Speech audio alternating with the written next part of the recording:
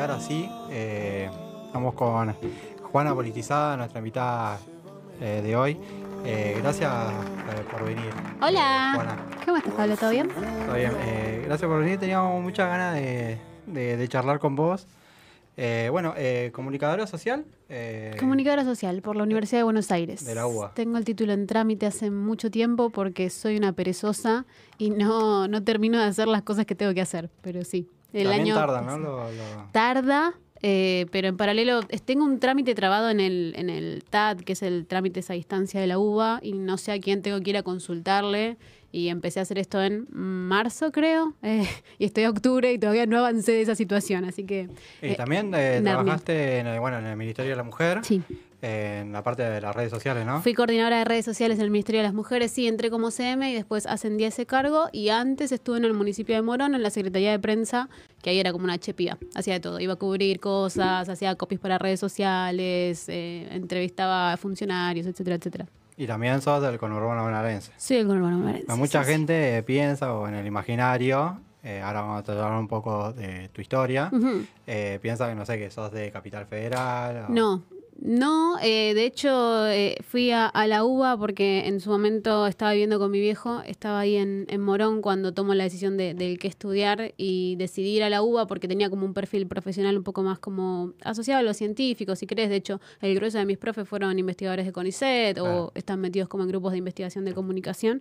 Hoy por hoy tengo muchas críticas para hacerle, justamente porque soy una piba del conurbano. Entonces de repente la UBA me dio una formación que me parece que es increíble en términos de que me permite pensar muchas cosas, pero hubo como toda una carrera en off que yo me tuve que hacer haciendo cursitos de CM, cursitos de redes sociales, cursitos de periodismo, pasantías de acá, voluntariado de allá, cosas de militancia, ¿no? Digo, hay una pata de hacer comunicación que muchas veces ir a streamings amigos, ir a difundir, hacer flyers de ollas populares, ¿no? Claro. Que uno aprende en el hacer. Y que eso siento que la UBA lo tiene bastante trunco. O sea, está como más orientada a formar capaz cuadros que cuestionen a la sociedad, si querés, y esa parte práctica, y le falta una vuelta de tuerca para mí. Claro, quienes somos del conurbano y quienes nos formamos, también existen dentro de las universidades nacionales, las del conurbano, y tienen otra lógica. Ni mejor ni peor, sino que tienen es más otra práctica, lógica. Me parece. Y claro, tienen una cercanía muy importante con la gente que habita, ¿no?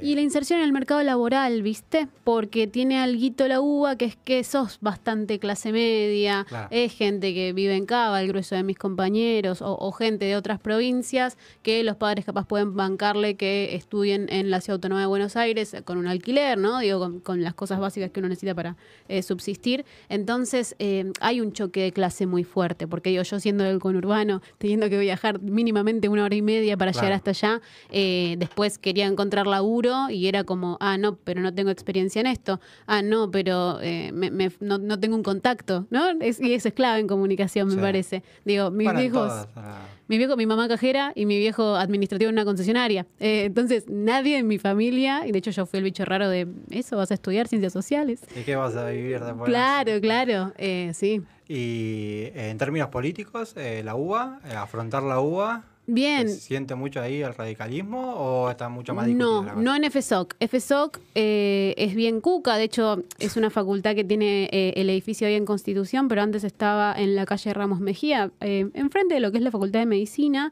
y ese edificio estaba muy viejo, había pocas aulas y las aulas eran chicas, entonces la gente cursaba sentados en los pasillos porque no había espacio, y con la llegada de Néstor y Cristina les concesionan el edificio de Constitución, que si no me equivoco, espero no decir pelotudeces, creo que es una fábrica recuperada que pusieron en condiciones y que está hermoso, lleno de carteles de organizaciones estudiantiles, pero es una facultad que tiene una perspectiva muy kirchnerista. Todos mis docentes, si bien no todos militantes de la cámpora, vamos a decir, sí muy afines en políticas públicas y todo lo que es el recorrido de comunicación, digo, el peronismo y las políticas de Néstor y Cristina tienen un montón para enseñarnos a nosotros sobre lo que hacemos, sobre cómo regular nuestro ejercicio, sobre cómo garantizar el derecho a la información.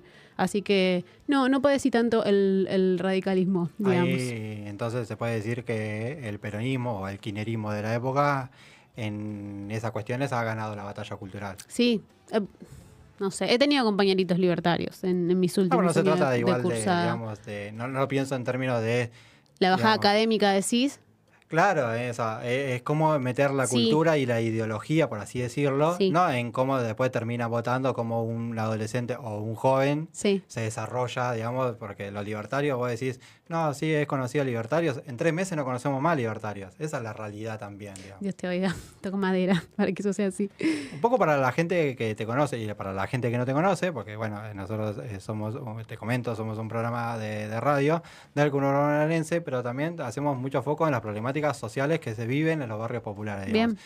No solamente somos formadores o nos formamos en universidades del conurbano, pero además habitamos barrios populares. Y ahí hay una condición de clase muy clara y una identidad a la cual, en mi caso particular, una identidad villera, a la cual reivindico. ¿De dónde sos?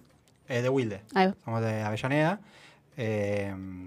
Bueno, acá estamos en Lomas, tierra de Maradona, y donde corrió Milei también. Pero bueno, para la gente que no te conoce, vos incursionaste hace un tiempo ya en las redes sociales en términos de comunicación. Un poco, ¿cómo es ese proceso? O que nos cuentes un poco. ¿Qué pregunta? Qué pregunta loca. Porque Juana Politizada existe hoy. A ver, ¿vos cómo la entendés? ¿A Juana Politizada? Sí. Sí, te tengo que ser franco. Definirla es limitarla. Sí, te tengo que delimitar. Digo que Juana Politizada es un personaje que convive con un lenguaje nuevo, un poco un lenguaje de la época, en la tecnodemocracia, ¿no? En este modelo, también es un modelo económico, esa tecnodemocracia, o cómo entender la comunicación. Creo que esa batalla cultural o esa batalla política se pudo ver reflejada en el conflicto de Clarín y el kirchnerismo. Ambos eran hegemónicos, ambos eran una batalla que estaban dando más políticamente que comunicación para el pueblo o en favor de la libertad de expresión, pero también es un contexto de época. Yo entiendo a Juana Politizada un poco, que viene a discutir y a dialogar con esa nueva realidad de una forma muy distinta y muy eficaz, pero también siento que es un personaje... Es un peligro, es un peligro. Claro, eso. Es un peligro esa chica. Bien, Juana Politizada surge y va evolucionando de la siguiente manera. Yo laburaba en el ministerio cuando estábamos en campaña, antes de que gane Milei, hablamos de fines de 2023. En ese momento yo empiezo a usar TikTok para contar un día en la vida de una trabajadora del Estado. En el contexto de los discursos que estaban súper en auge y siguen estando claramente en el Estado son todo ñoqui, nadie hace nada, se chorean la de mis impuestos. Entonces yo empiezo porque aparte era gran consumidora de TikTok, a hacer videos mostrando un día con una trabajadora del Ministerio de las Mujeres. Y claro, ese tono, ¿no? Agarrar este género o estos formatos propios de TikTok para contar de repente... algo casi periodístico, ¿no? Que era como la crónica de qué se siente, en primera persona, de qué se siente trabajar ahí. Empezó a generar mucha gente que me puteaba claramente, pero en paralelo un montón de preguntas, porque claro, TikTok es una red social que está muy usada por jóvenes. Sí. Entonces aparecían preguntas como, che, ¿y qué hace el ministerio? Che, ¿y cómo ayudan a las mujeres que de repente sufren violencia de género? Che, ¿y qué pasa si tengo una conocida que sufrió una situación de acoso? Digo, empezó a aparecer... muy orgánicamente una serie de dudas que a mí me hicieron dar cuenta de una vacancia muy grande de información. Digo, vos podés pararte acá y decir, sí, Juana es una asesina, pero de repente si no hay nada que me contradiga, que contradiga eso, vamos a decir, es muy fácil creerlo. Sí. Entonces me empecé a dar cuenta que había una falla muy grande en relación a cómo el peronismo comunica, sobre todo cuando está en el poder, ¿viste? Porque hay como una lógica de un hacer que está centrado en la obra pública, en la política pública, como manera de retribuir a las personas que te eligen con su voto para que estés ocupando un cargo de poder, que no llegaba. O sea, esos pibes no sabían lo que estaba haciendo el Ministerio de las Mujeres. Y lo mismo, había hecho también un par de ensayos de eso en el municipio de Morón. Habíamos empezado a experimentar ahí con videos de testimonios de destinatarios del Procrear, por ejemplo, contando cómo iban a decorar sus casas. Entonces, desde desde esa enunciación mucho más amena y humana de cómo la política pública genuinamente le transformaba la vida a las personas, lográbamos ampliar un poco el impacto, hacer que la narrativa, digamos, para entender qué hace concretamente el Estado fuera más asequible a cualquiera. Porque si vos pones una foto de inauguramos 3 nuevas luces LED y la foto de una cuadra con las 3 luces y un texto largo, solemne, en tono más gacetilla, digamos, Sí. En redes sociales eso no te va a funcionar, porque, y acá está un poco lo que traías vos antes, hay una lógica de consumo de las redes que tiene que ver con el mercado de la atención, de a qué cosas les dedicas tiempo. Entonces, si de repente tengo un posteo de mi municipio diciendo inauguramos una nueva calle que asfaltamos con el señor intendente y la subsecretaria de tierras de la, y abajo tengo un video de un perrito haciendo algo gracioso, me voy a quedar más tiempo con el perrito. Claro. Y eso es información que le das a la plataforma para que después empuje más al perrito que al posteo del municipio. Y además, bueno, en Milei un poco en esa cuestión, yo le daba mucho la razón cuando él decía, viven en un mundo analógico, digamos, ¿no? De revolución industrial a la tecnología que hay ahora, hay un cambio de modelo de producción incluso. Sí, claro. Y la política no lo entendió tarde o todavía lo está entendiendo y procesando. Sí. Y ahí se hizo fuerte, obviamente, Milei, pero vos decías, bueno, la gente, o veías un vacío en la comunicación del ministerio, no sé si... Sí. Del Ministerio de la Mujer, decías Sí. que la gente no sabía bien qué hacía. En el ministerio, en la Muni de Morón también lo sentía, esta cosa de que teníamos una lógica que tiene que ver con, digo, claramente un mensaje, gracias a Dios, dentro del peronismo, un mensaje comunicacional es fríamente pensado por un equipo de personas, ¿no? De, bueno, Sí. tiene que decir esto, esto y esto. El tema es que en esa burocracia del diálogo y de lo que sí o sí querés conservar, se pierde mucho la pata de la audiencia o de la recepción, de... Che, pero tenés que hacer que esto sea un poco entretenido. Viste que Rebord habla de infotainment, como esta lógica de mezclar información con un poco de entretenimiento. Bueno, hay algo de generar productos para redes sociales que tiene que ver con entender la mirada del consumidor. Y si vos estás hablando como Estado desde un lugar muy solemne o muy gacetilla, no estás haciendo que la comunicación llegue a las personas destinatarias de tus políticas.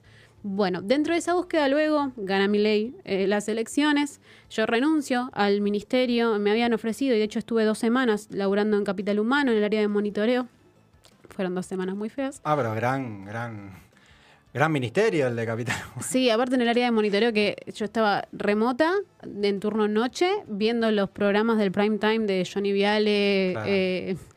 Patricia Bullrich siendo entrevistada y teniendo que desgrabar eso. O sea, realmente la pasé muy mal. Sí, si te ponían a Feynman quizás lo Claro, divertíamos un poco era un poco más divertido. Hasta que renuncié porque yo seguía haciendo publicaciones en clave política en mis redes sociales y la que era mi supervisora, digamos, me llamó la atención un día y me dijo, no, vos no podés poner ni un estado de WhatsApp criticando al gobierno. Yo tipo, pero nunca me aclaraste esto cuando me invitaste a pasar a esto que es Capital Humano ahora. Te presento la renuncia, porque la verdad yo en estas condiciones no laburo. Para mí es muy importante tener mi espacio de hablar. Y nada, renuncié y ahí empecé como a laburar a Juana politizada como tal. De hecho, nació en abril de 2024. Y empecé a tratar de informar, sobre todo porque veía la necesidad de contrarrestar la información que pone a circular el gobierno, que muchas veces está plagada de fake news o de anuncios que hacen. Voy a ir a uno muy concreto que siempre uso de ejemplo. Sí. Adorni en febrero de 2024 anuncia que se va a prohibir el uso del lenguaje inclusivo en la Administración Pública Nacional. Claramente ese anuncio genera en la opinión pública digital y en las personas en general un revuelo, esto estaba más o menos consensuado. Y en paralelo, en realidad, cuando vas a ver los decretos, nunca salió nada que genuinamente lo prohíba, por fuera de un comunicado dentro del Ministerio de Defensa, que sí dice que no puedes usar la E o formas del inclusivo, Sí, para que igual de es... Petri, digamos. Y es un ministerio que no es el más deconstruido de todos, digamos, ¿no? No, ni tampoco el de es el más democrático hoy.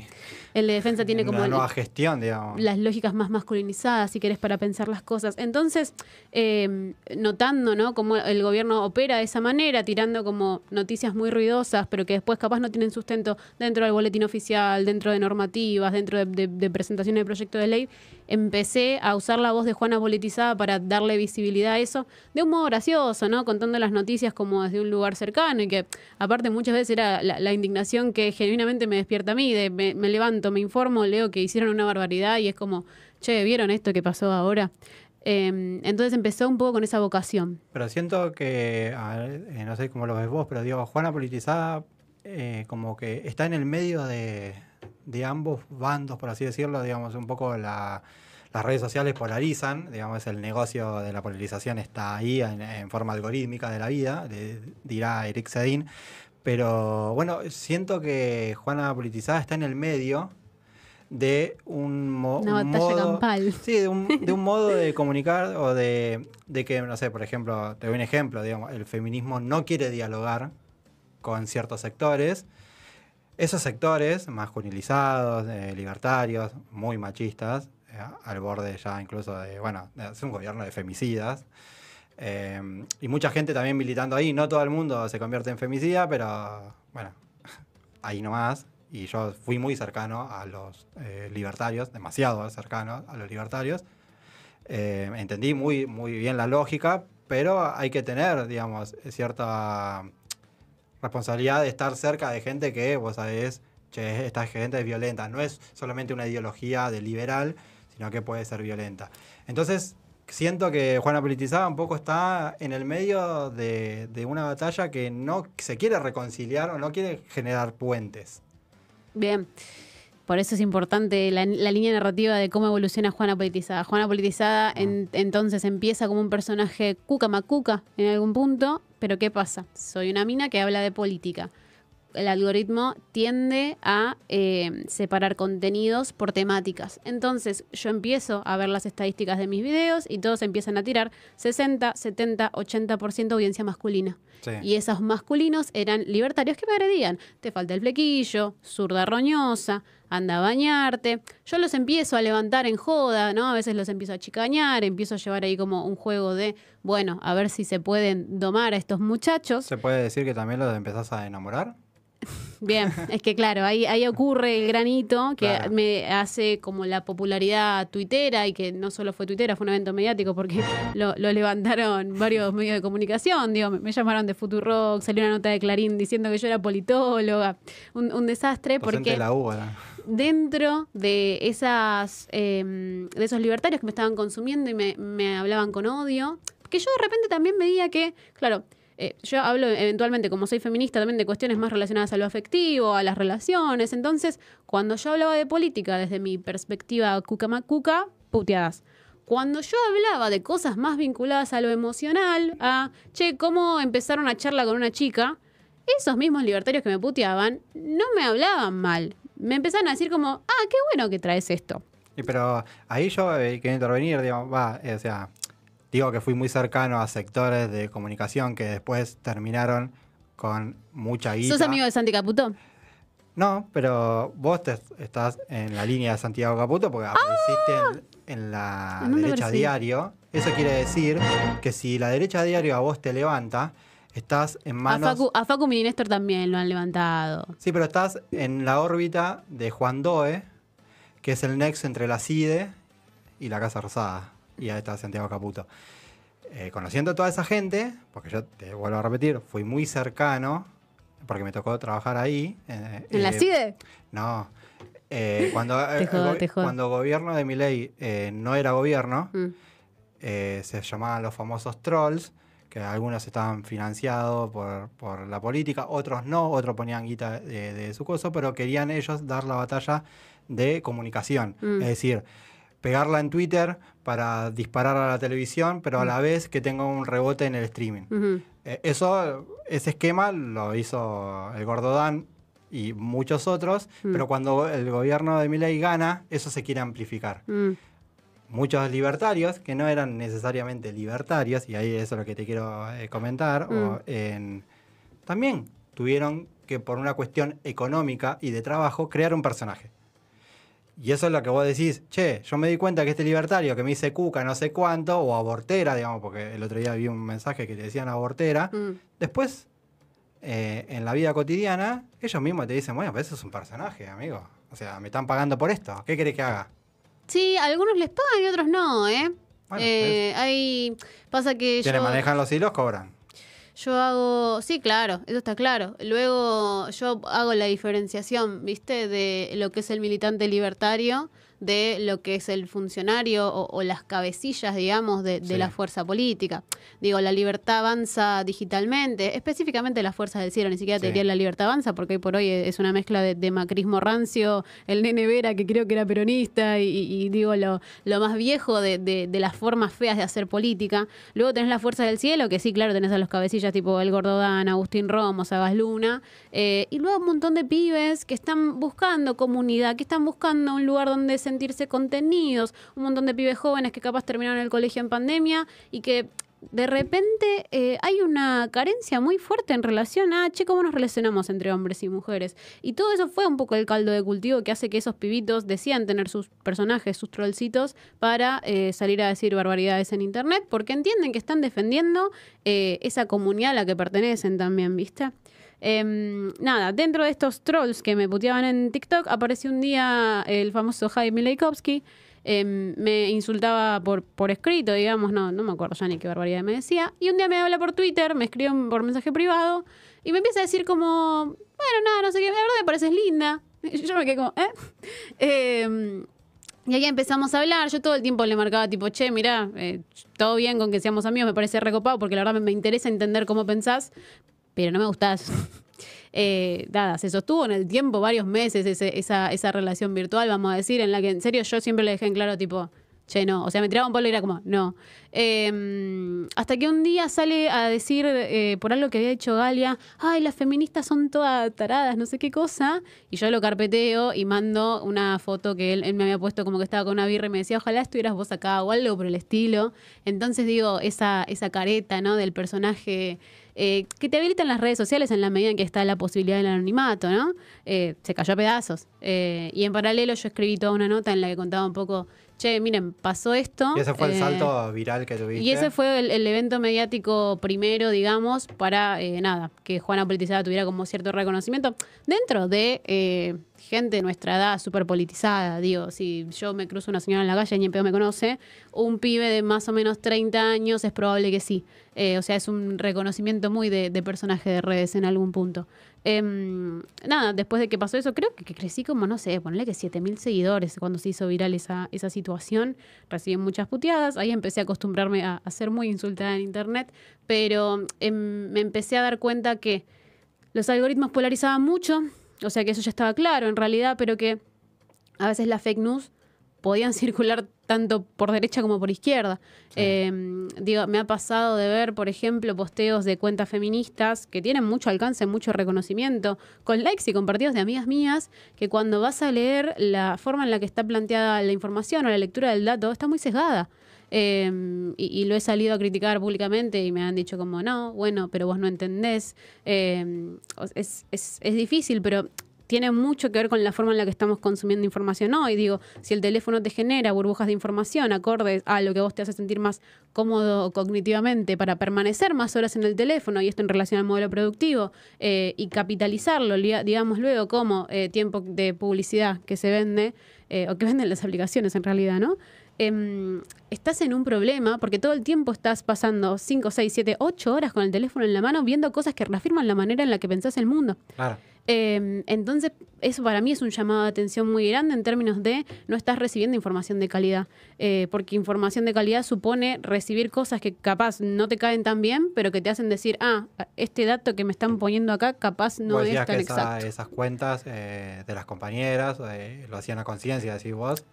No, es o sea, generar esa burbuja y o sea, todo el tiempo reafirmar un discurso para que después quizás socialmente tenga recepción ese discurso. Claro, sí, porque es la validación colectiva. Digo, sin ir más lejos, cuando pasó esto hace poco de que Pedro Rosenblatt entrevistó a Gustavo Cordera, muchas compañeras salieron a decir, es un hijo de puta, y lo empezaron a igualar con Agustín Laje. Para mí no es igualable, pero ni en pedo, en relación a la forma de mundo de laburo que promueve Pedro Rosenblatt y la forma de mundo que promueve Laje, que digo, estaba este muchacho Pablo Laurta, creo que es, que tiene ahora una denuncia, una acusación por dos femicidios al chofer que también asesinó en el camino. Digo, no es lo mismo las ideas de mundo que ponen en circular uno y el otro. Entonces yo salté a decir, che, no me parece, y me salieron a matar, como también me han salido a matar varias veces que he dicho, me parece que las feministas hemos fallado en tratar de dialogar con los varones. Y me han salido a matar Sol Despeinada, Flor Frey, jodió una serie de cuadros de instituciones, digamos, del feminismo, porque cuestiona el sesgo, pero hay que cuestionarlo, porque si no estás haciendo una forma de política que es hablarle al que ya piensa como vos. No hay margen de transformación en eso. Por lo menos no desde la manera en la que yo pienso lo político, ¿no? Necesitas hablar con el otro para, no sé si convencerlo de que piense igual que vos, de por lo menos intentar construir un nosotros conjunto, ¿viste? Y es negociación, y es incómodo. A mí me pregunto, digamos, me surge la pregunta, porque vos decís, bueno, del feminismo, pero me surge preguntarte, ¿qué feminismo? El feminismo de Villarroel, el libertario, el de derecha, el peronista, el que vos llamás feminismo trosco, yo lo llamo feminismo kirchnerista, por una gran hegemonía kirchnerista o peronista. Digamos, después está el feminismo interseccional, que es aquello que las feministas, esa que vos decís y validás o validan, nunca lo vimos en el barrio, tampoco poniendo el cuerpo para las pibas que, en la lucha colectiva del aborto, no era la misma piba que podía acceder a una cesárea o un aborto en una clínica privada, que después se convertía en los registros como cesáreas o operaciones de apéndice. Las pibas en el barrio, y nosotros lo vimos, y crecimos con eso, conseguían en el trance una pastilla, iban con casi con la placenta en la mano en el hospital, digamos. Entonces me surge un montón de preguntas con respecto a cuando decís feminismo, ¿a qué feminismo te referís? No, bueno, son feminismos en plural, eso está claro. Luego sí, a mí me pasó durante la época de la Marea Verde, yo estuve activando en varias ollas populares, yo estaba en una organización que se llama Agora Luz, que es de promoción del derecho a jugar, y básicamente la lógica era un poco pensar el juego como una manera de ir a intervenir dentro de realidades capaz más complicadas. Y me tocó dialogar no solamente con mujeres, sino con varones jóvenes, porque como nosotros llevábamos los juegos un poco, la lógica era proponer instancias participativas para pies más chicos que se quedaban de risa, ¿viste? Cuando me veían que yo tenía un pañuelo verde en la mochila. Era como, jaja, mi mamá me dice que sos de puta.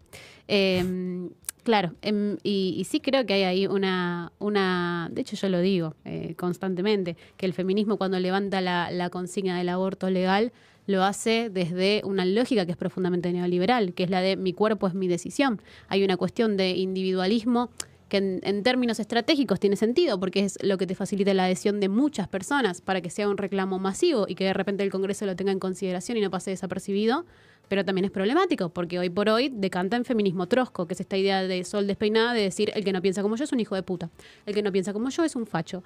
Y ahí para mí estás en un problema, por lo menos en términos de construcción política, teniendo en cuenta que necesitas seguir disputando el Estado, para mí, en términos de la caja que te da, si quieres pensarlo en términos económicos, para generar políticas públicas que transformen las realidades que son complicadas a veces de abordar. Digo, para que los hospitales tengan insumos para atender con las condiciones que hagan falta a las personas que vayan.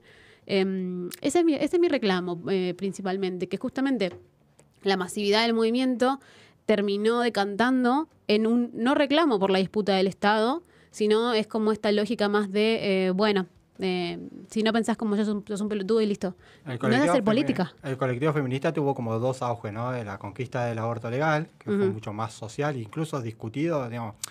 Me acuerdo de iglesias diciendo, yo apoyo Católicas por el derecho a decidir. Claro, apoyo el aborto porque un tipo rancio. Esos debates fueron muy, muy sociales en caja de resonancia en el Congreso, digamos. Se debatió, hoy parece arcaico. Una discusión democrática con diferentes sectores participando me parece una locura. Claro, por eso. Pero también, bueno, el Ni Una Menos, creo que fue el año 2015. Sí. Eso también. Me acuerdo que en el año 2013 yo militaba, habíamos formado un grupo de derechos humanos, tenemos muchos años con formación ahí, intervención en derechos humanos, y me acuerdo que estaban las primeras charlas o gente, abogadas, que querían dar charlas de violencia de género en los barrios. Pero claro, no podían entrar a los barrios populares, las mujeres, solas. Y se habían armado grupos, hoy parece también arcaico, grupos de 5, 6 o 7 pibes, capacitándose en género para dar charlas en los barrios populares, para llevar asesoría jurídica. Cuando vos llevabas asesoría jurídica a un barrio popular, Villa Corina, te doy un ejemplo, nada, o sea, parecían realmente, era terrible levantarse una piedra y una mujer al borde del femicidio. Y eran los pibes quienes en ese movimiento se encargaban de dar charlas. A partir del Ni Una Menos, las pibas de los barrios querían marchar y llamaron a todos los pibes a decir, necesitamos un micro. Y fueron todos juntos, ¿no? Bueno, obviamente que en ese micro había gente, pibes que decían levantar una bandera y después cagaban a paro a la piba, o eran celosos, o eran completamente machistas. No estoy diciendo que... Separaría igual, ¿eh? No es lo mismo tener una relación tóxica que efectivamente cagar a palos a alguien. No, totalmente. Bueno, cierto feminismo no nos llama relaciones tóxicas, también es parte de la violencia, digamos. Seguro. No tiene las mismas consecuencias legales. No, obvio. No, está claro. Pero bueno, también hay una espiral de violencia. Seguro. El femicidio no se levanta un día y mata, sino que, empieza con el celo. Seguro. Y después de que ese Ni Una Menos, digamos, ese movimiento se haga como completamente conocido, siento yo que esa hegemonía se la dio al peronismo. El peronismo decantó en un gobierno de Alberto Fernández. Y bueno, nada. Ya sabemos cómo sigue esa historia, ¿no? Y ahora siento que no hay lo que siento es que entre relaciones hombres y mujeres, vos lo decías, digamos, hay una cuestión rota que no se puede subsanar.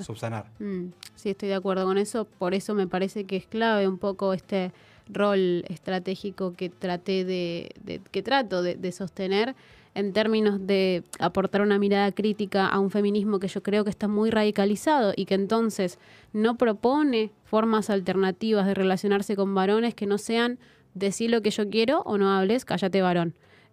Hablo en términos siempre de opinión pública y discursivos, no estoy hablando como de cuestiones prácticas, pero sí, si no pensás en un feminismo que pueda incluir propuestas de, ¿cómo nos vinculamos mujeres y varones para convivir más o menos armoniosamente? Es muy difícil que puedas desarmar la violencia de género, porque estamos todo el tiempo hablándoles a mujeres que ya están más o menos convencidas de que pensamos de esta manera, cuando y hay un dato que a mí me gusta mucho traer, por ejemplo, en todo lo que tiene que ver con contenido sexual, prostitución, el 90% de los consumidores son varones. Sí. Entonces, no vas a poder desarmar ese dispositivo de desigualdad en el que una mina es la que se ve obligada a vender su cuerpo para subsistir, si no vas también a hablar con el comprador. Claro. Y creo que esa es una perspectiva que se pierde de vista cuando estás muy radicalizada en la postura, digamos, en la que te estás parando. No creo que sea, algo irremediable. No creo que yo no pueda, por ejemplo, sentarme con Sol Despeinada a decir, mira, tenemos estas diferencias, tenemos estas cosas en común. Me parece que hay algo que se puede construir, digo, con Sol Despeinada, pero me parece más interesante ir a hablar con varones de repente, porque yo soy una voz feminista, digamos, que hoy por hoy tiene abierta la puerta a que los chabones me escuchen cuando digo, chicos, esto que están haciendo acá es violencia de género. Voy a ir a un caso muy concreto, por ejemplo, está circulando ahora la noticia de una situación de BDG con Lourdes de Bandana. Sí. Lo que aparentemente tiene ahí situaciones tóxicas, no se sabe si hubo golpes o no termino de estar al día de eso. 2022 igual. Claro, y entiendo que ella no quiere tampoco denunciar al novio, que las que hicieron la denuncia fueron la madre y la amiga. Y ahí ves la complejidad también de la problemática, ¿no? Digo, eso existió siempre, en el término de que, digamos, ¿no? Porque cuando uno remontaba y se hacían asesorías jurídicas, después uno vio como ese cambio. Las abogadas que iban a los barrios populares eran muy cuidadosas, no iban a decir denunciá. O te meten en un grupo de WhatsApp. No, porque se te va a caer de risa la mina que está en la situación, porque aparte no podía hacerlo. No, porque de base hay una situación muchas veces económica también que está tironeando y haciendo que eso se sostenga así. Explota la violencia cuando ella va a decidir, la violencia, el femicidio, viene de producto de una denuncia, cuando la mujer decide romper ese vínculo o denunciarlo. Entonces hay que cuidar también a esa persona que está a punto. Bueno, un poco eso es lo que está pasando en este caso. Sí. Que primero hay adicciones de por medio, se ve, y también hay una situación de control incluso de la cabeza o del pensamiento de esa mujer completamente sometida. Ese es el espiral de violencia en la cual Me parece que perfecto la alerta que se dio y un llamado a la justicia. Siento que el feminismo tampoco, digamos, dice, no, sí, la justicia o aquellos militantes, pero nunca se cuestiona el Estado, digamos. No, es decir, porque no lo quiere disputar. Si fuese un problema de Milei, somos muy pocas. Soluciona, estamos a 2 días de las elecciones, Milei ya va a perder las elecciones, va a venir otro gobierno. Entonces, cuando hay un gobierno peronista, las demandas hacia el Estado por el femicidio o los femicidios o la violencia de género no se radicalizan de la misma manera. No. En esa línea, el caso de Lourdes lo levanta no solamente Agustín Laje, sino también Malena Pichot y el Gordo Dan, pero el Gordo Dan y Laje en la misma línea, diciendo, pero sabían que el novio militaba en la Néstor Kirchner, como tratando de hacer un espejito rebotín después de esto que vimos que pasó con Pablo Laurta y sí, Agustín Laje, Varones Unidos, etcétera, etcétera. Ahí yo salgo a responder, sabiendo que en Twitter yo soy una persona que tiene bastante visibilidad hoy por hoy dentro de la comunidad libertaria, porque me he metido en sus marchas, porque me he metido en su búnker, porque de repente cuando hacen algo bien, en términos comunicacionales, cuando ponen algún meme que digo, bueno, esto puede ser gracioso, se lo celebro. Es difícil, pero bueno, ese tipo de cuestiones me abren ahí la visibilidad con ellos. Entonces salí a citar al Gordo Dan diciendo, no, bueno, para. De hecho, literalmente le puse, perspectiva de género.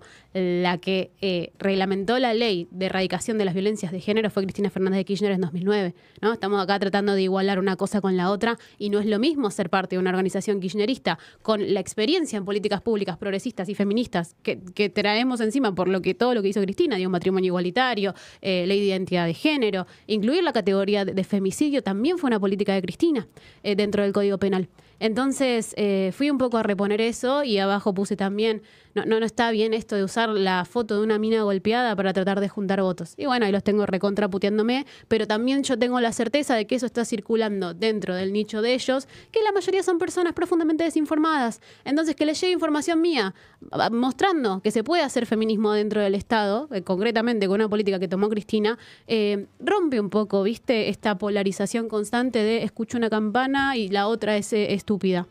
Es un poco esa búsqueda. Sí, también, digamos, ciertas demandas, yo siempre lo repito y quizás me sale el marxista de adentro, ningún gobierno se levantó a decir vamos a conceder derechos. Siempre hubo un colectivo, sí, claro. Una demanda que puja a un gobierno a que lo haga. También en términos de violencia de género, está Nora de Nolasco en la Corte Suprema, que ha hecho en su visión, porque digamos, entendiendo el feminismo adentro de la justicia debe ser complicadísimo, no es el mismo feminismo que circula en la sociedad, digamos, es otro con otro lenguaje. Sí. Bueno, todas están sostenidas, todas las políticas de violencia de género en términos jurídicos están sostenidas en la Corte Suprema, digamos, y eso es Nora de Nolasco. Año 2009, la OVD como primer oficina de denuncia doméstica en la ciudad de Buenos Aires. Digamos. Sí, a mí igual me parece importante reivindicar que fue Cristina la que llevó la bandera de esas causas, porque es cierto que hubo movimientos que eran minoritarios y que nadie escuchaba y que de repente iban 10, 15, 30, 100, 150 personas, sobre todo lo que tiene que ver con los reclamos LGBTI. Digo, los reclamos LGBTI no te garpan electoralmente. Y Cristina agarró y los volvió política pública. Hay una voluntad política que para mí merece ser puesta en valor, no para poner a Cristina como diosa, si querés, impoluta, y para no criticarle otras cosas, pero digo, no es lo mismo un gobierno que tiene la voluntad política de resolver y de levantar la demanda de la calle que uno que se te caga de risa y dice, jaja, sos travesti y anda al psiquiatra. Hay una diferencia muy radical en eso. Por eso para mí es importante volver a pensar, ¿cómo se ve el feminismo dentro del Estado? Por eso Cristina ya es una cuestión histórica, lo que tiene esa reivindicación, que por más que uno le pueda criticar o haber sido opositor, o lo que sea, digamos, los libros aparece, las reformas del Estado las hicieron, digamos, ya son parte de la historia argentina y eso no se lo va a sacar, no se lo sacaron a Perón, tampoco se lo van a sacar a Cristina, digamos, me parece que ya políticamente Cristina no se puede comparar con nadie, digamos, no puede discutir con nadie, ningún gobierno, ni anterior, ni el que vuelve, ni el que viene, porque nada, ya es parte de la historia argentina, digamos. 100%. Me pregunto, hablábamos un poco de discurso de odio, y es cierto que un poco que se naturaliza la violencia que estás sufriendo, que sufriste. Vi un par de videos tuyos donde ya al borde del llanto o en el llanto, me imagino, hay algunos autores cuando definen el discurso de odio, algunos autores muy interesantes, que dicen, bueno, hay que llenar, hay que crear diálogos con esos contenidos y llenarlo justamente de contenido, de información, no como contrarrestar. Me parece que siento que vos haces eso, ese juego, ese diálogo, proponer llenar de contenido para poder dialogar con esos discursos de odio, porque los discursos de odio son políticamente direccionados. Sí. La instrumentalización del odio es sectorizado o direccionados a un sector ya sea de la sociedad. Sí, yo creo que hay un problema muchísimo más. Pasa que entrar en juego un montón de cosas. A ver, sí he recibido amenazas de muerte que he denunciado y que quedan en nada. Imágenes muy violentas en relación a, no sé, una foto como si fuera un teléfono celular con mi foto de perfil y una mancha como si fuera semen, guasca, como vi tu foto y me acabé, digo, recibo muchas imágenes mías sexualizadas, digo, fue algo que tuve que naturalizar en algún punto porque entiendo que hay que ir a disputar en esos espacios. Y porque, a ver, sí, claro que se me pone un poco en juego la psiquis, por eso voy a terapia, pero de repente pienso, hay muchas cosas más grandes que se ponen en juego ahí y que son más heavies. Digo, creo que sufrir desigualdad económica, sufrir violencia de género es un dolor mucho más profundo que cualquier puteada que yo pueda recibir en internet. Entonces, un poco desde esa lógica digo, son las ideas y los discursos que circulan los que permean cómo uno entiende a la otredad o entiende el mundo. Entonces, si vamos a estar como absolutamente sectorizados en libertarios, feministas, kirchneristas, trotskos y cada uno en su burbuja, con eventuales cruces, ¿no?, de mundos en los que es uno cagando a puteadas al otro, es muy difícil construir una idea o una ideología paraguas. A mí me gusta plantearlo como la problemática de, me parece que hace falta pensar una industria ideológica nacional, ¿no? Un aparato que esté formando ideas de mundo, de país, en las que se pueda convivir con la otredad. Porque si no, te encontrás después con estas expresiones, ¿viste? De libertarios que dicen, ay, los cucas no pueden venir, no podemos ir a las marchas de los cucas porque nos cagan a palos, ¿viste? Y como esto que se ve virtualmente, después pasa al ámbito físico. Y es en esa línea donde yo pienso que lo que hago es estratégico y que vale que pueda soportar, digamos, toda esa carga de odio, de insultos que naturalmente todos los días recibo. Vos entendés la comunicación mejor que todos nosotros, porque sos licenciada en la comunicación. No sentido, quería preguntártelo, porque este diálogo que vos proponés, en el cual es valorable, supongo que en tu idea es tratar de, después del personaje, después de los chistes, de que me decís abortera y demás, si hay la posibilidad de sentarnos seriamente a discutir ideas, lo proponemos, y creo yo, o siento yo, que cuando te invitan a un programa de comunicación, en términos de debate, se copia la lógica tuitera en ese medio de comunicación, pasa en la televisión o pasa, ¿no? Y que ese objetivo no se cumple, digamos. Te pasó el otro día, o creo que veía, ¿no? Me invitaron a un panel con Marco Palazzo y 2 chicos más, era en el marco de las elecciones, los conductores tenían como la voluntad de tratar de hacer una mesa representativa de las diferentes ideologías, y ya de por sí cuando yo no sabía que iba a ir Marco, hasta que él publica un tuit diciendo: hoy voy a estar con la abortera ñoqui que defiende al golpeador de Alberto Fernández, Juana politizada, a las 20 horas, puso, era a las 21, fui y le respondí, es a las 21. Se te vio incómoda todo el programa, es lo que uno estuve ve afuera. Muy incómoda porque a mí me escribe la productora invitándome a participar, yo le digo, sí, claro, no tenía todavía cerrado, digamos, quiénes iban a ser los invitados, entiendo. Y ella me lo plantea como, bueno, mira, la estructura es esta, tipo, los chicos introducen que se vota, después cada uno cuenta cómo empezó a militar, o sea, realmente lo pensaron y estaba planteado en la estructura del programa como algo de diálogo.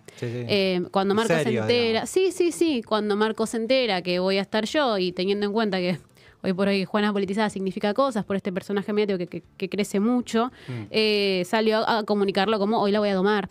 Y yo le escribo a la productora y le digo, mirá, Marco publicó esto, yo no tengo la voluntad de ir en ese tono. Claro. Y la chica me dice, ay, no es la idea tampoco, ahora le voy a escribir a Marco porque la verdad no me avisó que iba a publicar esto. Bueno, nos encontramos en el programa. Yo la verdad estaba contenta, tenía ganas como de tener ese intercambio, porque yo ya he hablado con Marco antes, él una vuelta me invitó a su canal, y tuvimos un intercambio que fue casi divertido, te diría, y fue muy, muy genuino, en términos de que él salía con este personaje troll que tiene de te tiro el dato. Bueno, igual fue kirchnerista y ahora es libertario, mañana será, no sé... ahora no, si ahora es pro Gran Bretaña, la Fuerza del Cielo no lo quiere. Lo han excomunado. De hecho, cuando él anuncia que va a estar conmigo, sale Sagaz Luna, que es uno de las cabezas de la Fuerza del Cielo, y otros pibitos a decir, la puta madre, callen a este no lo representa. Y la verdad es que fue un trato muy... muy soez, ¿viste? Le reclaman a él, le reclaman su vínculo con sectores de Canal 2, de Massa, del peronismo. Eso es lo que le reclaman. Sí, me había estrado. O sea, no hay tanta vuelta que darle. Sí, realmente ya lo contestó Fuentegay, que a él igual. Realmente es angustiante porque es un chico que no puede salir de esa imagen de troll que las redes sociales reproducen. Digo, es un poco lo mismo con Fran Fijap. Creo que Fran Fijap es un poquito más dialogable, creo. No sé, no me he cruzado con él en persona, digamos, ¿no? Pero sí, estuve ahí, era un programa de 2 horas, los primeros 40 minutos, cualquier cosa que decía Marco era porque Juana defiende la violencia de género, porque Juana defiende a las aborteras, porque Juana defiende... Y era como, bueno, pará un poco. Y yo trataba, ¿no? Como un poco de evadirlo, de ponerle humor, porque, digo, estaba pasando en vivo.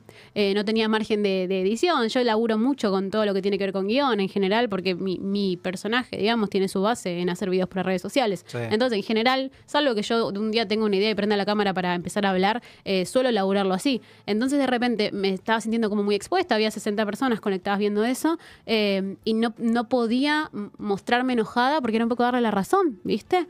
Fue una situación muy incómoda y de hecho en el momento en el que yo me muestro enojada, uno de los conductores empieza a decir como, no, bueno, vayamos bajando el tono, y a mí me hizo sentir tan mal, te juro, porque es como esta cosa de, ay, las minas siempre son histéricas, pero loco, estuvo 40 minutos diciendo que todo lo malo del país es mi culpa, ¿cómo no me voy a enojar? Sí, te eligió como enemiga y no era la idea de...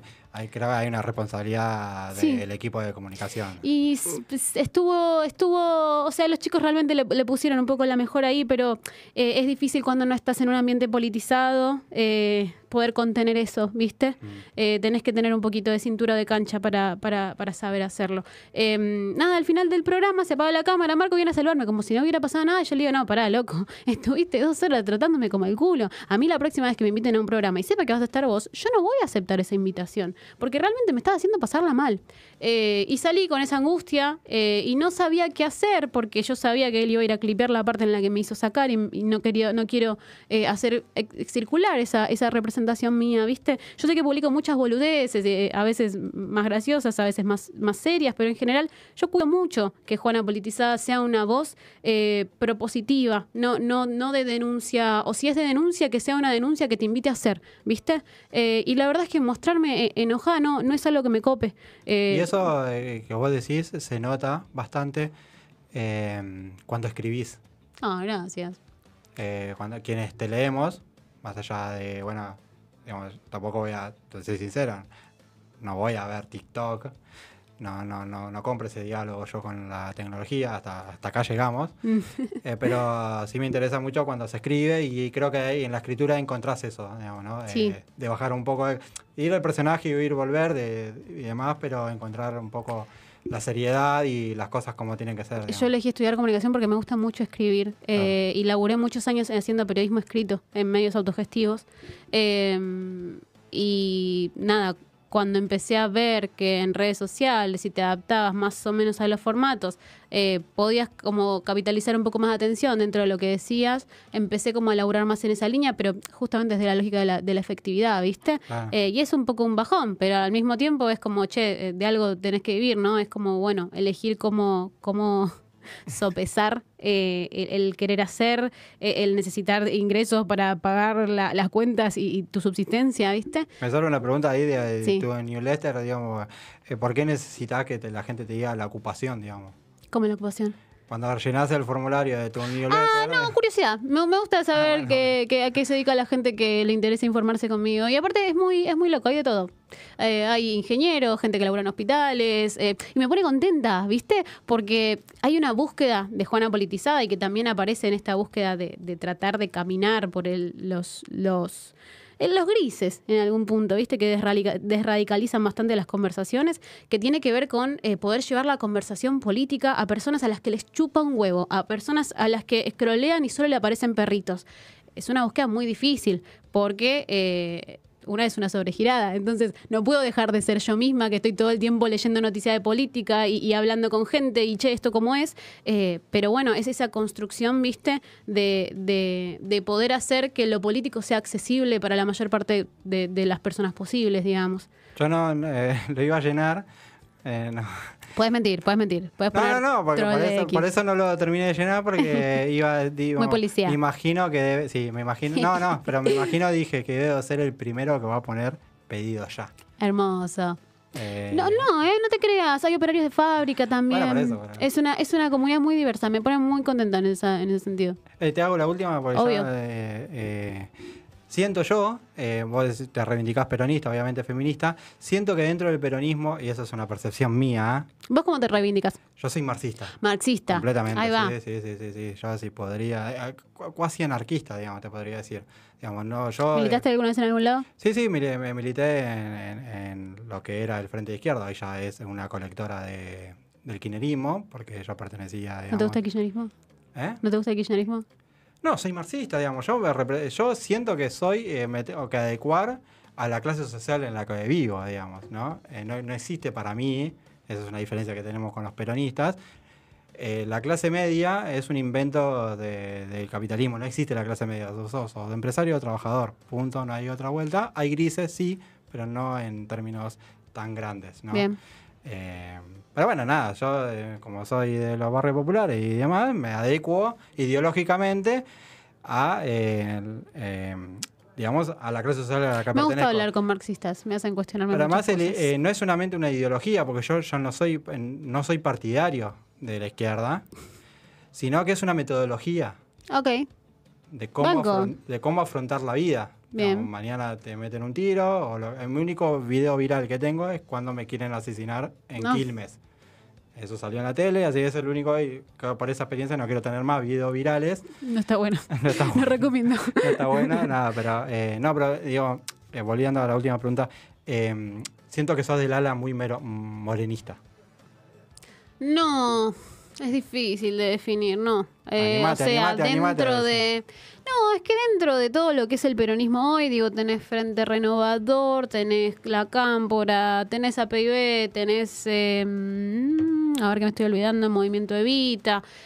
Hablo con gente de todos esos colores políticos, ¿viste? Y no tengo grandes diferencias en relación a... Con La Cámpora capaz discuto un poco más porque son más consigneros y yo soy como más chico, capaz hay que pensar esto de vuelta de otra manera, pero de repente también veo que son muy eficaces para, no sé, construir narrativas, para conseguir cosas, digo, tienen una base territorial de militantes muy grande.